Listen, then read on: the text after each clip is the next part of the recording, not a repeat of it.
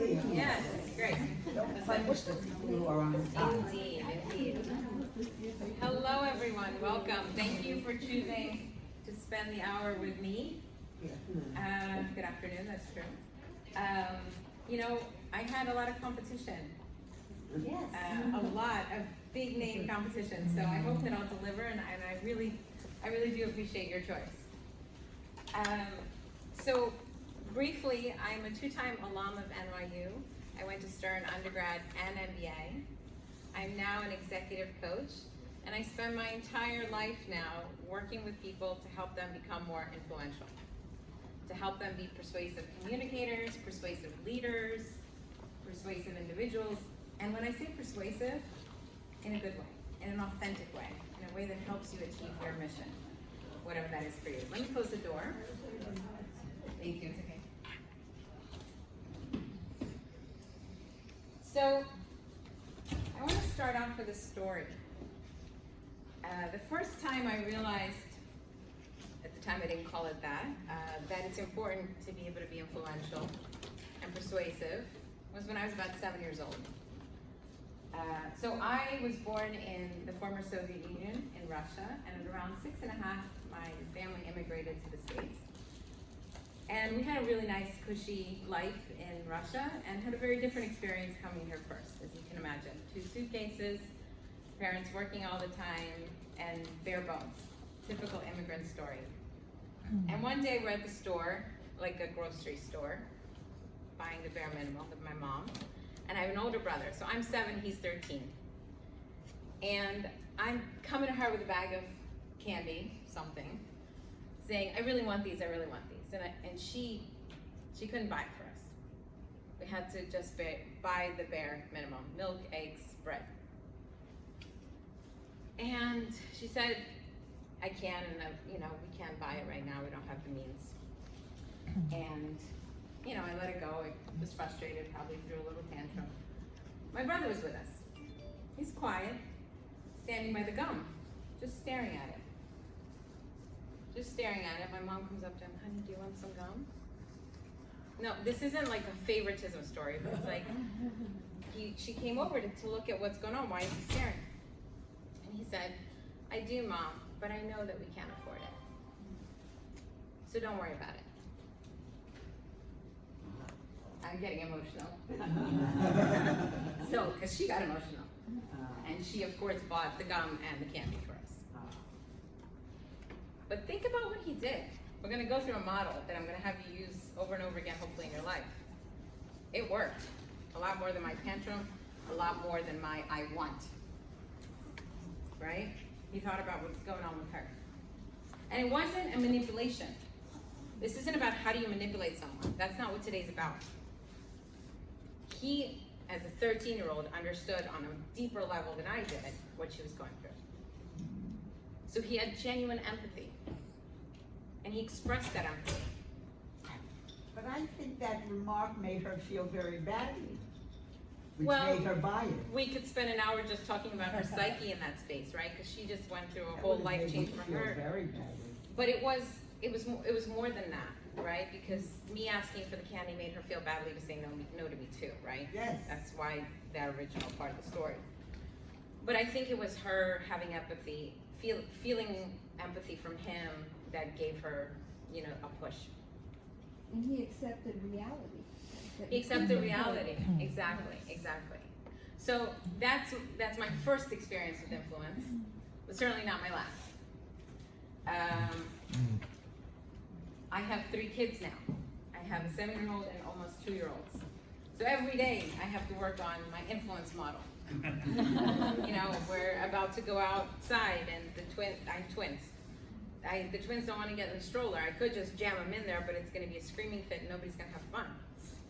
How can I influence them to get in that stroller on their own free will? And then my job now is to go into organizations or sit down with a leader that's come to me and to help this person change a certain behavior, change a certain style. Not to change who they are, but to make certain tweaks. How easy is it to change something you've been doing for 20, 30 years? Or 10 years or 5 years? How easy? Very hard, very hard. And so my job is to help these people get on board with whatever change they want to make, whatever influence they want to have. And sometimes people are coming to me willingly, and sometimes the company's telling them to work with me. And when the company's telling them to work with me, I have to build up that rapport. I have to build up that influence very quickly. So I've obviously had to practice influence in my own life, and I'm hopefully able to help others with becoming more influential and persuasive. I want to learn a little bit about why you're here, why you chose this over Deborah Messinger, or social media marketing, which is where I should be based on my Instagram account. Why? Why are you here? Politics. What do you want to get out of today? Politics. Say that, politics? Yes. Tell me more. I don't like Deborah Messing's ideas. Ah, okay. So I was just the next best option. I had no political spin. Okay, yes?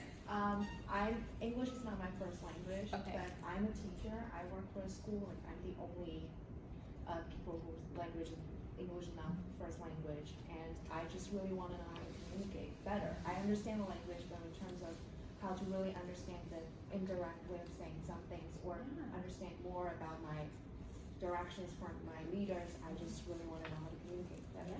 Yeah, great. Okay. Well, yes, thank you. Politics, but a different type, internal politics. Tell me more. Just how to influence up Mhm. when you feel strongly about something, Mhm. and it may not be aligned with Yeah, so what's your name? Linnell. Linnell is saying she wants to be able to influence up. I'm assuming inside an organization, yes? Maybe you want more resources, maybe you want more money, right? Let's talk about all the different things we could be getting, right? More money, more influence. Your idea to be the one that the company pursues, your mission to be the one the company pursues, absolutely. What else?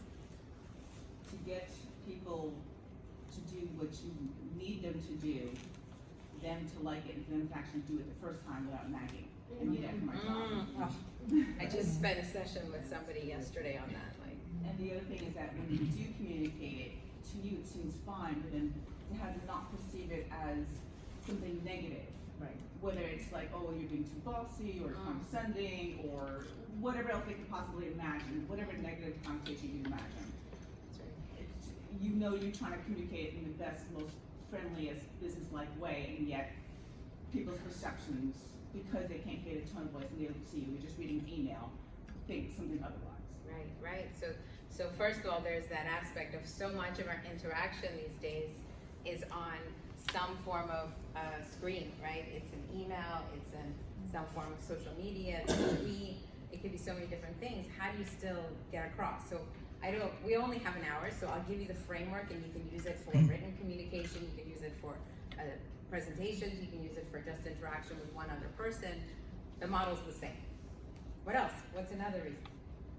Yes, in the back, and then I'll get you in the front as well. I'm an HR leader, and it is a major part of my role to constantly influence and lead the management team to, whether it's the policies or regulations or laws and so on and so forth.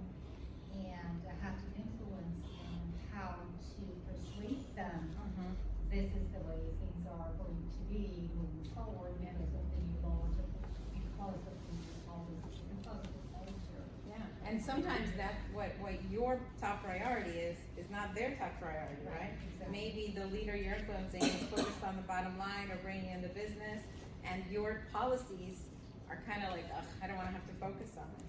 You understand the importance of it, but how do you get that across to them? One more, and I promised it was going to be you. So, you know, a little bit of what other people have been talking about too, family, persuasion. Yeah.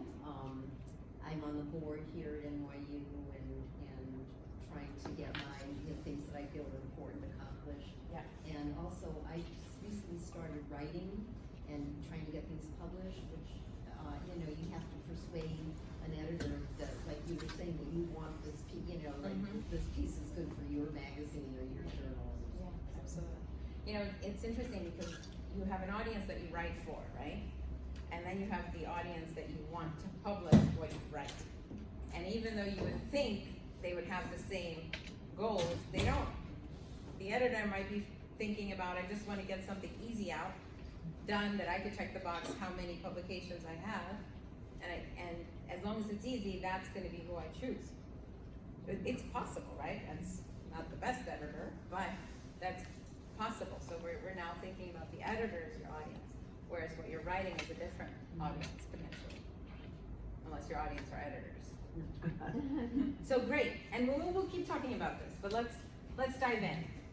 Tell me what you see. What does it say here? Say it out loud.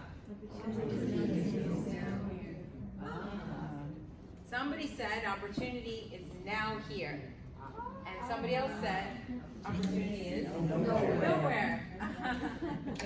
This is a group of people. We've all been listening for the same period of time to me in the same room. All arguably went to the same university in the same city, and we have a different way of looking at things. This is your key here. Everyone has a different perspective. Everyone, say it with me. Everyone has a different perspective. And that is the key to being able to be persuasive and influential. First is believing it. Yeah? And nobody's perspective is better or worse than the other person's. Right? There are views. There's politics we can disagree with or agree with. But at the end of the day, that person's perspective is what you're up against if you're trying to change their opinion or get them on board, or just get them to do something they agree with faster without having to follow up. Right? So, as I mentioned, I'm an executive coach. I'm a leadership trainer. And so I work with leaders all the time. I work with professionals, business owners all the time. And I try to help them have difficult conversations, have important meetings, raise money, whatever it is, right?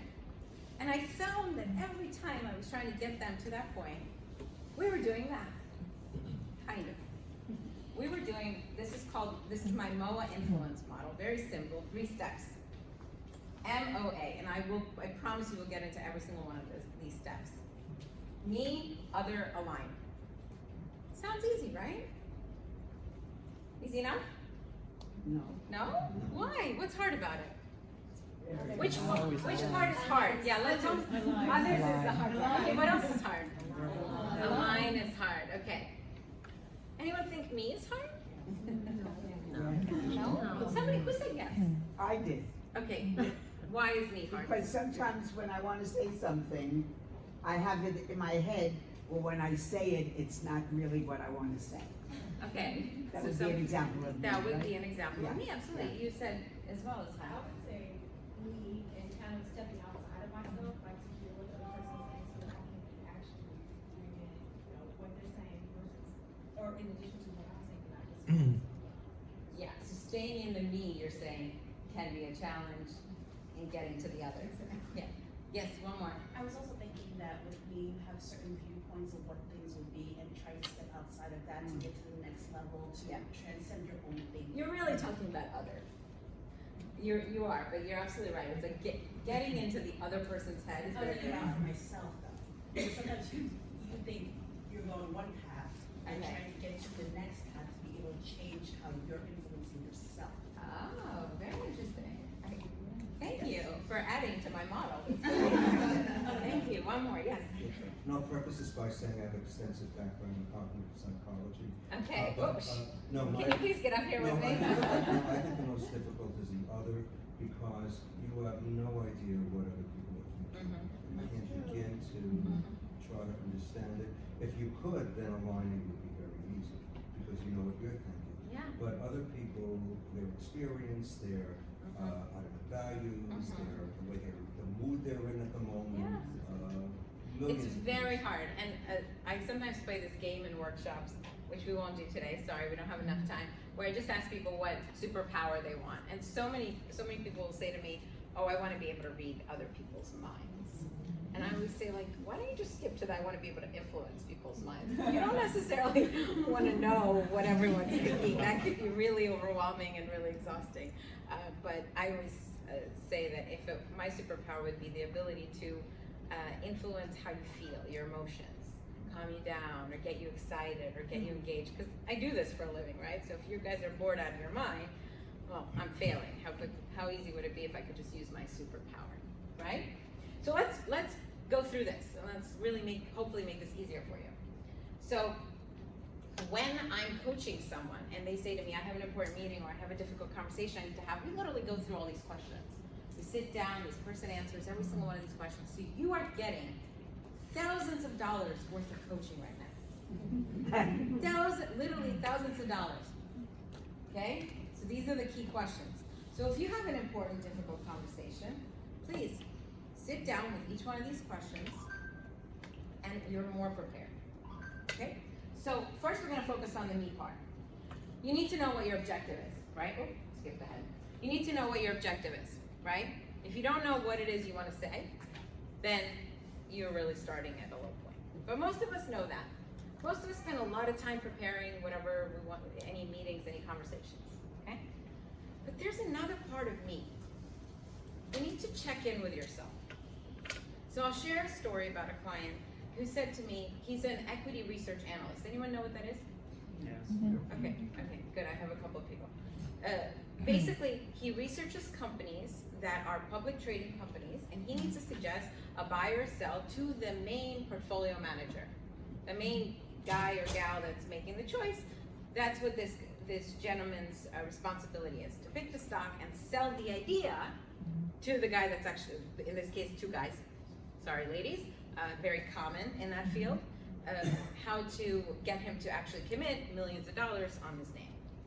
And he says to me, I can't get him to follow me. And so we start to break down what's going on. He's done my objective, he knows what he wants, he's done the research. He goes in, he does the pitch, and the first moment the portfolio manager says, have you thought about X? The guy crumbles in confidence. Crumbles in confidence. And so because there's a history of this happening, he's now going in, anticipating to be challenged, looking for the negative, and is mentally ready to crumble. Right? I mean, we have the deep knowledge in psychology here, right? So we could talk about really deeply what's going on here. But at the core, there's a history there. But even if there isn't a history there, right? And he said to me, well, what if I missed something? I'm thinking I should have done a deeper analysis. I'm like, before you walked through the door, how confident were you about this idea? Very confident. I have all the ideas. I know why. I still believe you should buy it. What's happening? What's happening to you? What's happening to your confidence? Maybe it's somebody that you really don't like. So maybe the way you are going to come across to this person is with, you said condescending. You used the word condescending.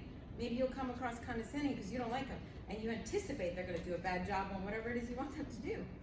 So you've got to do that checking in part, that self-awareness. Where am I? What's the response I have? And I recognize that the examples I'm using are with people that these individuals know, but you might have that with somebody you don't know.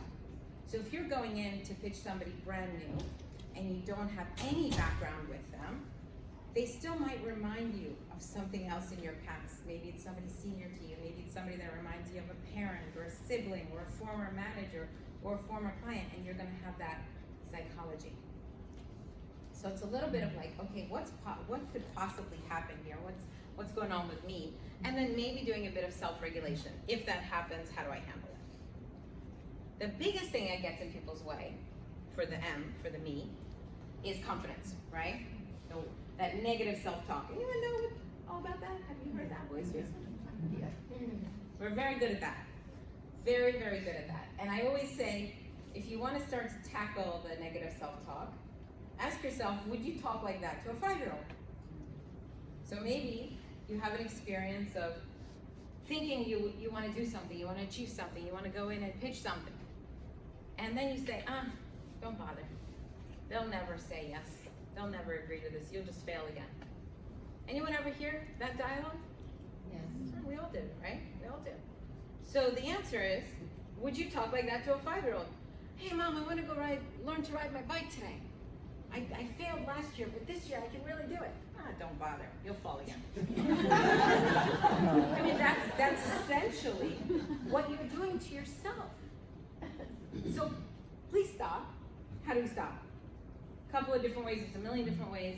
The two that I really like is when we say I to ourselves, it's a lot easier to be very mean to ourselves, very harsh. I suck, I'm gonna fail, I'm not gonna get a yes. It's very easy. When you say your name or you, it psychologically makes it harder. There's a study about this. That if you want, email me, I'll share the study via email for you. But the idea is, instead of saying, I suck, I will fail, say, Helen. And the minute you say, Helen, you're not gonna say you suck. You're gonna actually be a little bit more rational, because you've kind of taken the emotion out of it. Does this make sense? Yes. Is this something we're gonna all try? Yes. Yeah. Awesome. And in order to interrupt the negative dialogue, you need to be a bit more mindful. I'm not saying you have to go and meditate. I can't get myself to meditate. All of my colleagues preach meditation. I can't. My mind is racing way too fast.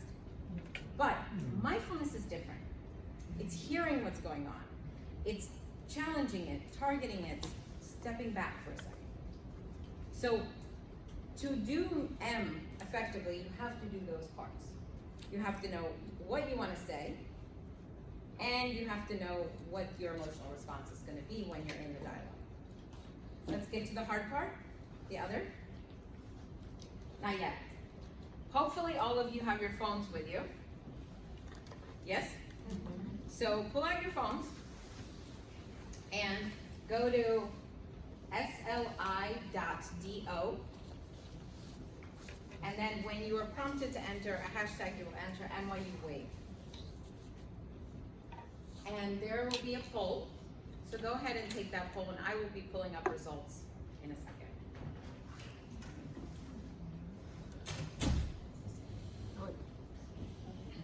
Oh, I got it. Okay, sli.do. And there it is. It's right here. So again, or you can actually slido.com or sli.do. NYU Wave. NYU Wave. All caps or does it matter? Doesn't matter. Should not matter. So if it's hard to read what it says down there in your phones, it says what % of your prep time before an important conversation is spent thinking about the other person's motivations and desires? Be honest here, please. We'll give it another 30 seconds. Everyone voted, or those people that wanted to vote, have you had a chance to vote? Okay, so we're watching the results live, which is just so fun, isn't it? And most of you in the room are saying either less than 25%, or 25 to 50%. Welcome, there's plenty of seats over there. I'm not surprised, and that's okay, because when we have an important conversation, it's important to us. So we're thinking about what we want, right? So I'm challenging you to start to change that. In order to be influential, in order to be actually persuasive, in an authentic way where people want to follow you or what you want them to do, I argue 80% of your time has to be spent on them, right? It could also be called MTA, me, them, alignment. That's taken. But that's what I did, and it was really hard for me in preparing for this presentation, because I didn't know who would be in the room, right? Because NYU alumni is such a broad group. Who am I gonna have? And as I look around, I have people of all different experiences, ages, demographics, I mean, you name it. I don't know where any of you work. And tell me so far, give me feedback. Is what I'm saying relevant? Yes. Is it connecting? Yes. Yes. Okay, here's why I think it's connecting. I'm gonna give you my tricks. Because I thought, well, what are some things that when I have a big group that I know nothing about, except that we all went to NYU together, what I know is they're human. So what do humans care about, right? What's going on in their heads? Maybe they'll like my immigrant story, because who doesn't like an immigrant story, right? Okay. different way. I'm not, the two of you are just trying to drag me into politics and we will not succeed. You know, and so I just went for it, and I'm very authentic about this. I'm not trying to, you know, sell something here. I just went for what do I think every single one of you will somehow see themselves in it, right? So that's a bit of what I had to do because I didn't know who was going to be in the audience. But with a one-on-one, with your spouse, I do this with my husband all the time. He likes to feel like he's the one who made the decision. Okay? So I make him think he made the decision. So let's get back to the presentation. Maybe that's not very women empowerment to me, but it works for me, and I have 3 kids, and I do not have time for fights. So it works for me, okay? But let me get back to the presentation. Hopefully I didn't lose it.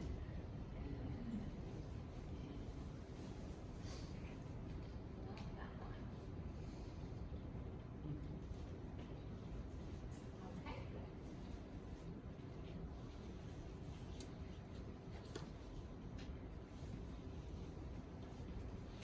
It will be there. There. So now we're at the other, right? When we talk about the things that are difficult about the other, we don't always know what people are thinking, right? Well, we can start to get them to talk about it, right? We can listen. How many of you think you're good at listening? Good, we're about to test that out. And those of you that know each other are not allowed to do this exercise together, okay? So what we're doing right now is we're gonna really focus on activating your listening muscles. It's gonna be a quick exercise, but I want all of you to succeed in this. So I want you to really work hard at succeeding in this exercise, okay? What we're gonna do is we're just gonna pair up, and each of you are gonna think about 5 most interesting things. Nope, we're gonna go back to that stuff. 5 most interesting things about you. And the 2 of you cannot work together. So right now, just maybe jot it down if you want, if that's easier, or just think about what are the 5 things I want to share about myself to this complete stranger. Once you're ready, you're gonna partner up. Don't do it yet. And you're gonna go one at a time. So you're gonna say one thing about you, you're gonna say one thing about you. And back and forth, not all 5 things and then all 5 things. Yes, one at a time. You are not to write anything down. You are not to write anything about the other person down. About the other person. You can write down about yourself. Nothing about the other person. So what I tell you about me, when you're listening to me, you are listening. And that's it. When we finish, we will assess how you did. Okay? And you know, this isn't a dialogue. This is, here's my number 1, here's my number 1, here's my number 2, here's my number 2. Yes? Is everyone ready with their 5 things? 5 things. Okay, so then take a quiet minute, please. You're welcome. Take a quiet 1 minute to think of your 5 things first, and those you can write down.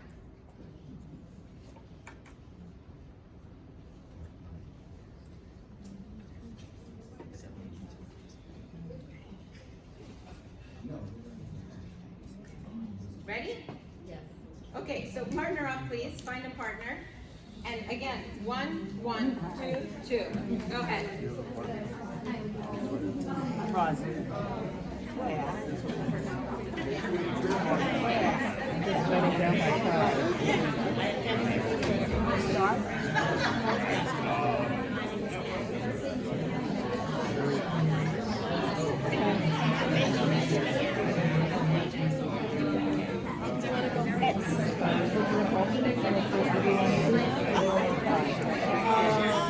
Either way, I like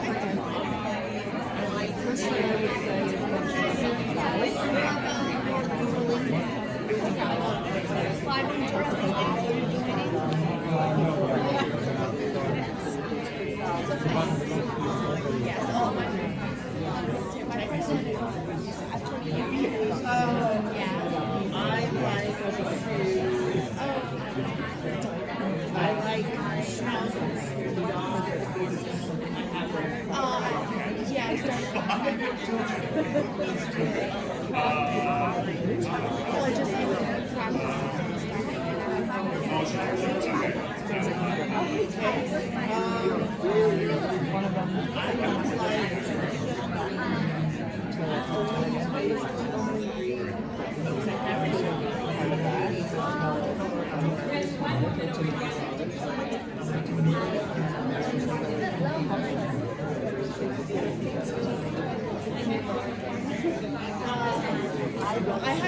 also write an edition.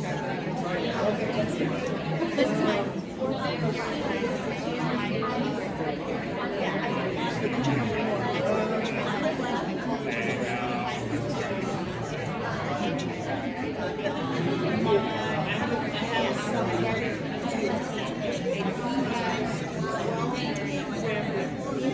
year in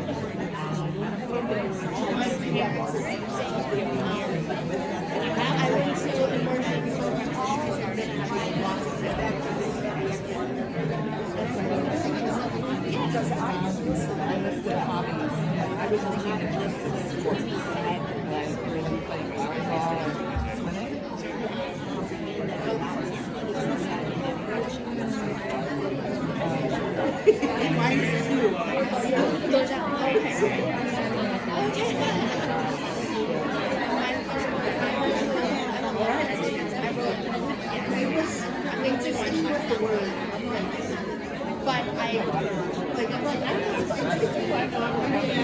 but the fine thing is, my mom, I'm writing Chinese. How many of you are done with your 5 things?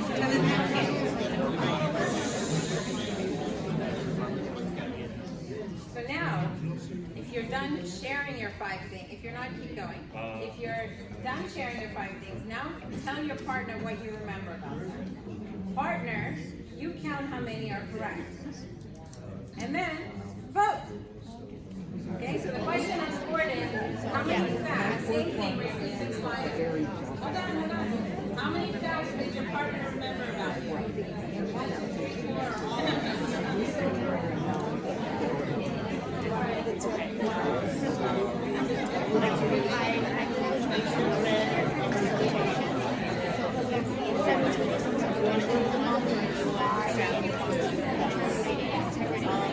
That's my English. Yeah, my first dream job.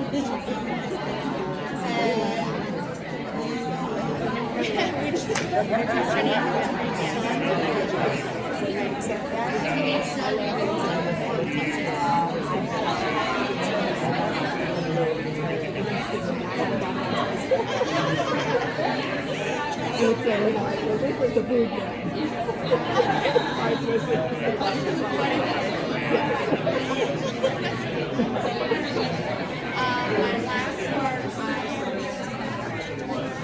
I don't know if it was fun.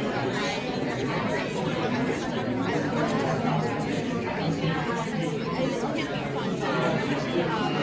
I didn't go anywhere. It was really bad. Yeah. Are you done? It was really minor things. You're not voting. I know it's not fun. So you'll just tell me.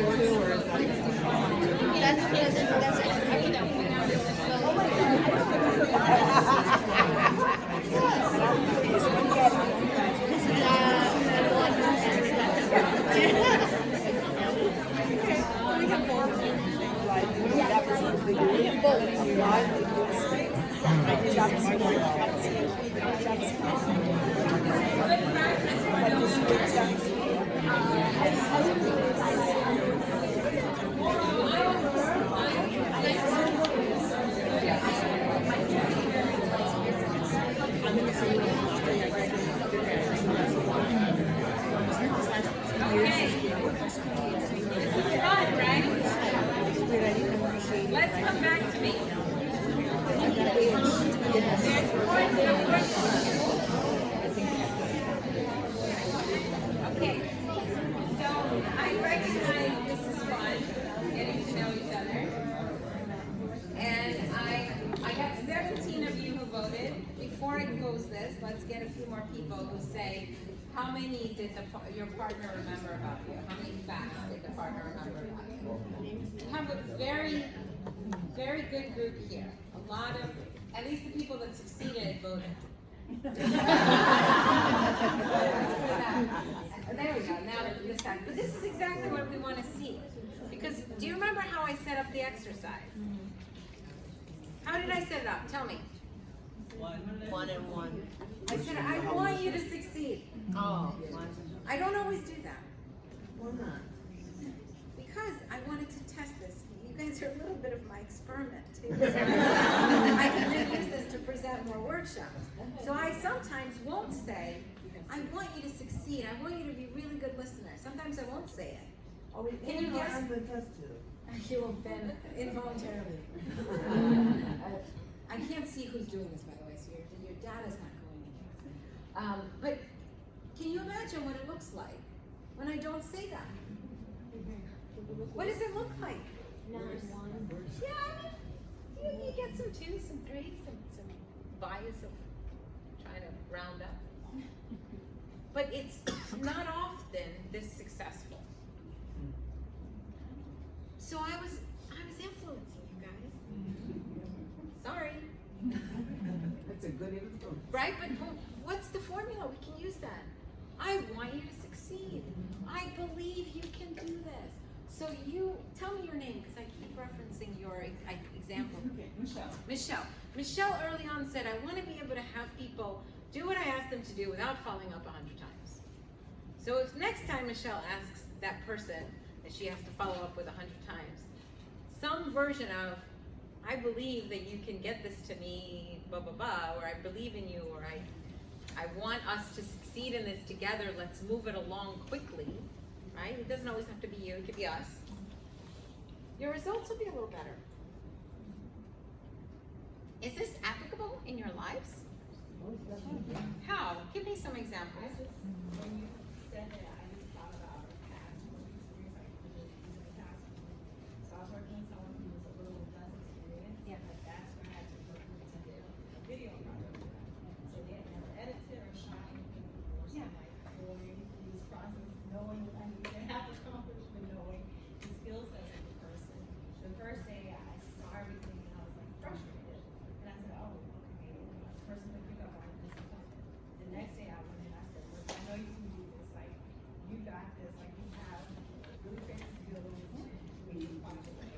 That shifted the entire dynamic of the workflow, and the person came out with an amazing product. You would have thought that this person had experience in editing and videography from that. So it was me recognizing what I was doing, but also understanding how that influenced the experience. So that just brought the whole. Exactly, it's like so this is not even just about thinking about the other person, but in a way it is, right? Because I thought about the fact that every human being wants to be believed in. Every person wants to be believed in, and then, oh, that is not good.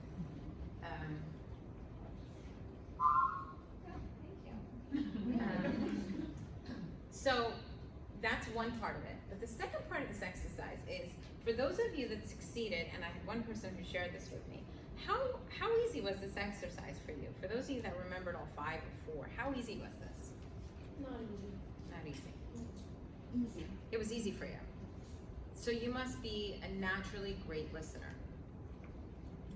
Well, I found the person interesting. Okay.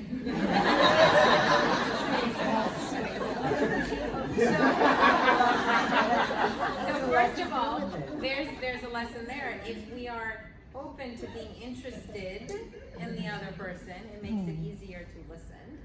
And I'm not telling you make eye contact and nod and pretend that you're listening but you're glazed over. I'm telling you genuinely get interested, genuinely listen. As an executive coach, I have to do a lot of listening.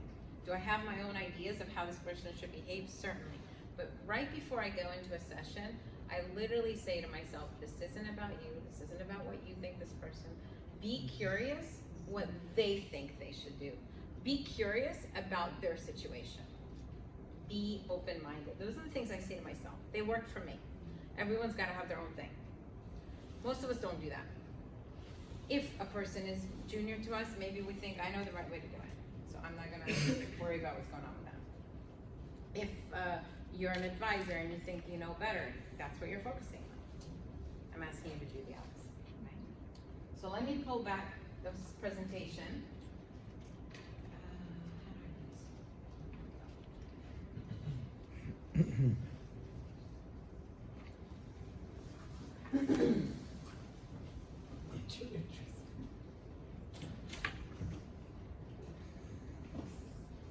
Okay, so this is where I want you to think about, yes, you have a, So were we allowed to like ask, like the person said something, could we ask something about that? yeah, I That think was it okay to probably do, helps because you those are remember. the ones that I commented on, the Yeah. ones I remember. Yeah, I mean, I think that's a really good point, because active listening isn't just listening, it's also reflecting back. I'm hearing you say X, or is this what you mean, or asking a follow-up question. So absolutely, active listening is engaging those muscles, but also being curious, asking more questions, reflecting back. Sometimes a person, you said, sometimes you have an idea of what you want to say, then when you say it, it doesn't come out. So then if I'm listening to you and I reflect back to you what you said, you have a chance to tell me, that's actually not what I meant. Right. And now we have communication, we actually communicated, as opposed to before, you said something to me, I heard it my way, I thought opportunity is nowhere, you thought opportunity is now here, we got nowhere. Following me? Right? So there's the listening piece, there's the active questions piece, absolutely, these are all techniques you need to be practicing. Empathy. So when I'm sitting down with an executive and they're telling me I'm about to go and try to convince my boss or my partner or whatever, or my investor to give me more money and we haven't had a really good 3 years or whatever, I say, okay, let's get in their heads. So a bunch of you told me that was the hard part, getting in their heads. And we don't actually know what they're thinking, but we could try. So we can ask ourselves the question, what keeps them up at night? Because when I first asked the question, like, what do you think is going on with them? What do you think they're thinking? At first, the person answers me like very narrow. Oh, they don't want to give me money. I say, okay, back up. Forget what you want to talk to them about. What keeps them up at night? It's probably not even you. How do you know? It's not even you, right? There's things that you know. There's things that you know, right? If they are parents, then more than likely their children. If they're what? If the person is a parent, more than likely it's their children. Keeping them up at night. Rather than you. Yes, but if we think about it so I'll take another person. I was working on a negotiation with this gentleman, and he said to me, well, I don't know exactly what she's thinking, but I know that she has had an issue with this in the past, and this in the past, and this in the past, and currently she's had A, B, and C happen to her. Oh. And he was like, oh, wait, I just did that. Like, I hadn't thought about that. So now when I go and present my idea, I'm not going to frame it from this standpoint, from my standpoint. I'm going to frame it from hers. I'm going to mention those 5 things or those 3 things she's thought about. Yes? You ask people outright. I'm sometimes a little leery about going to a meeting and saying, okay, well, what do you want to hear Well, maybe not that, but you know, what really do you need? And then they tell me, and then I come back and say it, and it's almost like I'm just telling them what they want to hear. I'm fearful, let me rephrase that. I'm fearful that they're gonna think I'm just telling them what they want to hear instead of me being creative. Okay.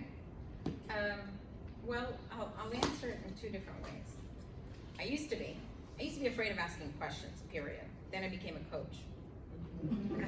By the way, before I became a coach, I was a salesperson. I was an institutional fixed income salesperson at Lehman Brothers, Royal Bank of Scotland, ABN AMRO, and a couple of other banks that no longer exist. So you would think as a salesperson, I'd be good at influencing and communicating, and I was to an extent, but I was a salesperson. I sold. Sometimes I pushed. And the moments where I was really successful was when I asked questions, right? And so I had this moment where I left my Lehman Brothers job 3 months before Lehman Brothers went bankrupt. My husband always says, it's better to be lucky than good. I think it's right. So I leave my job. I start my new job about 2 weeks because there's a garden leave. So 2 weeks before Lehman goes under, I start this new job, and my role was structured product sales. I know this doesn't mean something to all of you, but that product died the minute Lehman went under. And that was the role I was hired to do, sell structured products. And I brought a whole book of clients that literally would consistently hang up the phone on me after Lehman. You can imagine. Because I had sold them millions of dollars worth of structured products. So then I stopped pushing and I started asking questions. What are you looking at? What are you buying? What do you need? And people started answering. I don't need structured products, but I need the corporate bonds. Oh, okay, well, who's helping you with corporate bonds at our bank? Nobody? Okay. Now I am. That's how I kept myself on Wall Street for another 7 years. I asked that one question to one client who told me, I need to buy corporate bonds, do you have any? But he almost hung up the phone on me. I just got lucky that we liked each other and that I asked the right question. Then it was easier from then on. So I actually think asking questions is a lot more powerful, and mostly the insecurity about asking questions is our own. Because I asked all of you to share with me, what do you want to hear today? And since that moment, I've been giving that back to you. Has that bothered anyone? Do you feel like I'm feeding you what you want to hear? I'm giving you what you want to, what's useful, what's helpful. So ask the questions. Most of us don't ask enough questions. Yeah? So these are some of the questions you can use to build up your empathy. And I'm not saying sympathy. What's the difference between sympathy and empathy? Give me some definitions. Sympathy. Pity. The sympathy. Sympathy is having pity for someone. What else? Empathy is walking in someone else's shoes as though your own. Yeah, absolutely. Perfect. We don't need to go any further. It's not that you agree with them. You don't have to like them. You don't have to agree with them. But you have to, in that moment, put yourself into their shoes. So far, so good? How do we do on the O? Pretty good? We did this. Okay. Aligning. A couple of steps to aligning, right? So you've done the assessment on what's going on with me, what do I want to get out of this? You've now hopefully done the assessment on the other. And some of that assessment is done prior. Some of that assessment, as we learned, you have to do in the meeting, asking the questions. And yes, you're going to have people that are reserved around giving you the answer. Maybe it's not the right idea to come in and say, what do you want to hear? Maybe that's not what this meeting is conducive to. So you could start with something. Right? You can start with something, a bit of vulnerability, a bit of yourself to loosen them up so that you can then ask them questions. Right? And it can be as simple as, which do this weekend? Do you have any holiday plans? It can be that. And then when you go to the next set of questions, it's a little easier. Okay? So now, steps to aligning. We're aligning our communication, I'll tell you what that means. We're asking powerful questions, right? We're listening actively. And I want to talk a little bit about the physical setup that you should have. So remind me of your name. Was it Claire. Claire.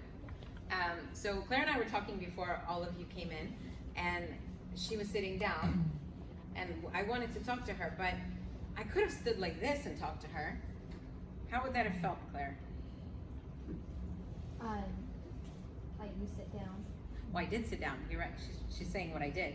But so when I sat down in this seat, pulled up my chair to the side of her, we had a collaborative conversation. Because I didn't want her to feel like the speaker was speaking to her. I just wanted to speak to her, person to person. If I would have stood like this, like I am now, totally invading your personal space and hovering over you, that would not, you would not open up to me. You would feel different about our conversation. So there's some of those physical things. And this is not gender specific, okay? This is human specific, right? We all have personal space. When you're in the subway, would you rather the person push up against this arm or right here? Which one? The arm? Well, neither, right? But the arm, right? Yeah. If they're here, you're like, whoa. So if you want to have, if you want to give someone difficult feedback, sit next to them. Please don't sit across the table from them. On an L maybe, or right next to them. Makes it a little easier to receive the feedback. Makes them feel like you're giving it from a good place. So just some tips. I could go on. We have like 10 minutes, so that's not gonna happen. But those are some physical things you can do. A couple of other things. So what I would invite all of you to do is to reach out to me afterwards. I have some cards here, but also you have my email at the end. And ask me for the communication assessment. So it's a quick little self-assessment. You ask the questions to yourself, and it tells you kind of which category, what type of communicator are you? Are you somebody that prefers to talk about the what, right? The results, the objectives. Are you somebody that prefers to talk about the why, the big ideas? Why do you want to do something mission-driven? Are you somebody that's more people-oriented, that wants to talk about the people, the relationships? Are you somebody that wants to talk about the how, the process? You know those people that walk you through step by step by step? So maybe you know who you are, maybe you're a combo. Nobody should fit into just a box. But most of us are somewhere here in this circle. And then we interact with somebody who's in another part. So let's pretend I'm a who person, a people person, and I'm dealing with a process person. As a people person, I would come in and ask about your weekend and how you're doing, and then I would give maybe the big idea, because I'm kind of down here. I'd give like the big takeaway, the big idea, my mission, and hope that that works. Is that gonna work with a process person? Oh, what do I need to do? I need to be precise. I probably cannot start with a chit chat, because this person is gonna wanna slap me. I have to start with the details. And then I have to present my idea in a logical order. Not logical for me, logical for them. So it might be chronological, right? So if you're interviewing with me, I don't want you to tell me from NYU all the way through yesterday. I want you to tell me about what you were working on, what you're passionate about, what wakes you up at night, or what energizes you and gets you going in the morning. That's what I want. But if you're a process person, you're gonna walk me through NYU, first job, second job, third job, fourth job, fifth job, 10th job. So, how do we change that? We have to make these adjustments. So we have to think about it. Do you always know? Absolutely not. This is not a perfect system. But to the extent that you do know, it works. When I wanted to leave Wall Street to open up my coaching business, I had to pitch a very important client. Ding, ding, ding, ding, ding, my husband, is what this lady said. Absolutely. And I didn't really know how to approach that I want to walk away from a successful career to start something completely new. So I created a PowerPoint presentation. Because that is what he valued. He valued numbers, statistics, and a thoughtful process. He wanted to see that it wasn't just another one of my ideas, because boy, did I have a lot of them. I thought I wanted to be a blogger. I thought I wanted to be an interior designer. I thought I wanted to do social media marketing, which was very, very early on back then. But this one, I really knew I wanted to do. 6 years later, I was right. But in that moment, I needed to be like, hey, I'm about to cut our revenue in half. So I had a PowerPoint presentation. He is somebody who looks at scenario analysis, so I had a bad scenario, I had a good scenario, I had a most likely scenario, which he still references. So this was the way I needed to talk to him about it. Certainly wasn't the way I was thinking about the business, but it worked. He supported me, right? And I don't mean that I needed his yes, I was gonna do this, but I wanted to be like, we're doing this together, there's support there, you know? And so I had to think about how to pitch him up. So I had to do this a little bit of a adjustment. So as you're aligning, you're asking powerful questions, you're listening, you're thinking about the communication style. And you can typically figure out a communication style relatively early on if you start to get skilled on this. What questions do you have about alignment for me? About that A, the last step of our MOA model? Yes? Just within this scenario, I would just ask, what if you have all these different personalities that you want to Like, how do you want to balance? Okay. What do you think? Help me answer this question. So what's the Oh, the question is, what if you have all these type of communication styles in a room, in a meeting? What do you do then? Yes. The audience, apply that particular skill to the audience that you're connecting with. So connect with that particular audience. So you're saying not everyone in the room is your audience? Is that what you mean? I think if you're working with them on one-on-one, then you have to apply particular skill set that you have. You might do some pre-meetings to figure out what people are thinking beforehand if you're really pitching something. Pre-meetings are very, very powerful. But you also might just have to find a common thread. Right? Yes? I think you have to address all 4 styles in your presentation. Oh, that's a loaded presentation. But yes, maybe. Here's what I would say. And if somebody said to me like, okay, I got these 5 people in a room, I want to be able to affect them. The first question I ask is, who's the decision maker? And who's the decision maker's, what is it, right-hand man, left-hand man, chatting in the ear person? Like who's going to talk him or her out of it? So there's that analysis that you have to do. So yes, you got a room full of people. Who's really the one that's a heavyweight? So you want to be able to address, like I've done that today, right? I've talked a little bit about what you said, a little bit about what you said, right? I've tried to get people engaged and stay with me. So you can do it that way. Yes, what other questions? So how do you figure out what they are? Oh, you can send them my quiz. You can, Because like I'm looking at this and identifying people in my life I know are like one or the other, but if you're going into like this meeting a room or like how do you know what they are? so you don't always know, right? So when you don't always know, you can, if you have an opportunity to learn about this person before by asking other people, there's some people out there that do this really well. Like, hey, I'm going into a meeting with so-and-so, tell me about him or her. It's really powerful. But if you know nothing, absolutely nothing, you just have to trust that you're prepared, right? You gotta work on your own confidence and your own assessment and just go with that. But really start to pick up on the cues of I'm losing this person or I'm not interested, or maybe you're asking, you stop for a second and you say, I have a presentation ready, but what would be useful for you to hear today? And you know, I've had people go out there after 5 years of working with the same person to then go to that person and say, how do you want me to communicate with you? Because our communication is broken. And then the way they want to be communicated with and the way that they've been communicating is completely misaligned. So even if it's somebody you've known for many years, you might not be doing it right. Right? Yes? Which one of the styles is the one where someone's very detail oriented as they tell their story? Process. So the how, this is a person who is very fact-based.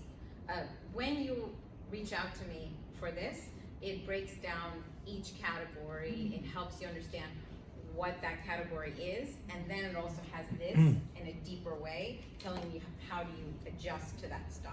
So this is the how to adjust to the style piece. But there's there's more behind it. Makes sense? Yes. Yes. How do you align conflict? How do Say you more. align someone that you're in conflict with, Yeah. that you might sue? Well, if you're gonna sue them, why do you need to lie? Well, How like do you, negotiate. how do you or- get each other to start hearing each other, to right? So, negotiate, yeah. so what do we think? I'm gonna assume that first you have to check in with yourself, be very clear with what your objective is, and think about what's your emotion. Because if you're in conflict with this person, you're having an emotional response to them. So you gotta check in with that piece first. Sit to the side, not across, right? If you wanna align, sit to the side, not across. And if you think about any kind of legal conversations, they're usually across the table, right? Yeah. And then you want to think about things like what's going on with them. How do I show empathy? Not sympathy, empathy. How do I speak to what they want? What do they want out of this? How do I play to that, right? So that's a whole negotiation presentation we can do. But what if what they want, like more money, is going to impact you?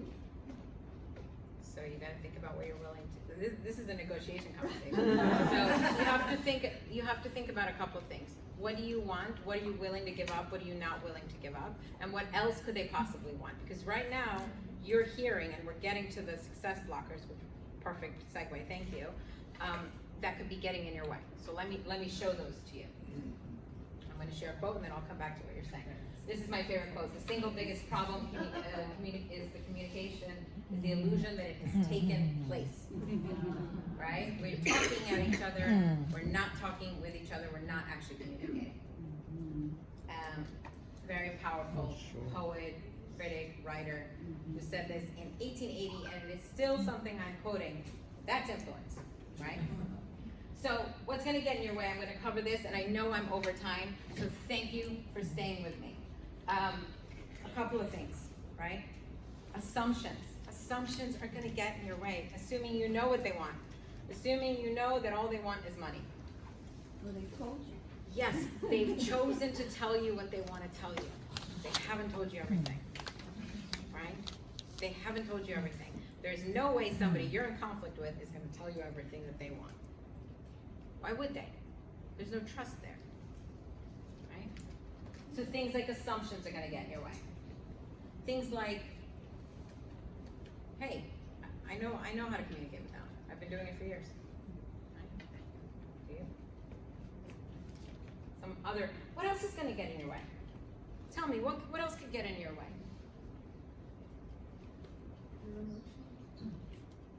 You said? Your emotions. Your emotions. Absolutely. I woke up in a really nasty mood today. And, absolutely, thank you. And I had to literally do some mindfulness, some self-work. Had to send my husband out with all 3 kids and say, I need my space. Because I needed to get into a place where I wasn't going to get upset if somebody walked in late or somebody walked out. Because when somebody walks out of my room, there's 2 ways I could take this, right? What's one way? They need to go. It's not me, it's them.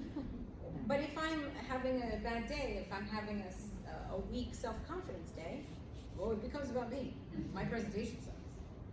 So I had to get myself to the state of mind where I'm not gonna have that. Because that doesn't serve my purpose. So your emotions absolutely get in the way. What else? Not taking the time. The reason these coaching sessions that I do work so well, and I've used the MOA for every difficult conversation, every important meeting for all of my clients, and it has literally never failed me. I always ask for feedback, how did it go? And if the person followed the steps and really worked on themselves, and really worked on the other and aligned, it never fails them. It's why I started to develop this model and share it with everyone. It has never failed if done right. But if you don't take the time beforehand, if you're running from one meeting to another meeting to another meeting, like one of my clients who didn't have 5 minutes to go to the bathroom in her day, you're gonna start to lose it. So you need the space to pull back, to get out of the screens, to get out of the social media, to get out of the emails, and to get with the MOA. Right? So, thank you everyone for listening, for being engaged. I really enjoyed speaking with all of you. This is my information. You can also go on Slido. I haven't loaded it yet, so don't do it yet. To just put in your email if you want to stay in touch, if you want to receive any of my deep thoughts or news on me. So I will post that in just a second. But thank you, and just remember, check in with what you need to do, what your objective is, what's going on with you. Spend 80% of your time thinking about that other person in a non-judgmental, highly empathetic way, and work to align too. Thank you, everyone.